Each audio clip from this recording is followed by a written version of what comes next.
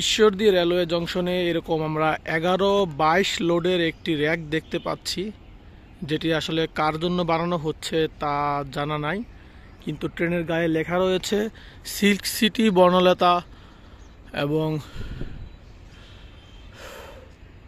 Padma express.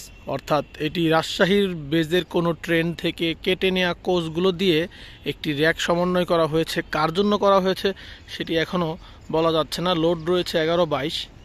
এখন নতুনভাবে train চালু হচ্ছে কি না সে ব্যাপারেও কোনো দিক নির্দেশনা আমরা পাইনি, যদিও জানা যাচ্ছে যে নতুন করে যখন বেনাপোল হয়ে যশোর হয়ে নড়াইল হয়ে ট্রেন চলাচল করবে তখন পাবনা থেকে একটি ট্রেন চালু হবার কথা রয়েছে। তো আমরা এখন আশাবাদী, দেখা যাক এই র্যাক দিয়ে নতুন কোনো ট্রেন চালু করে কিনা।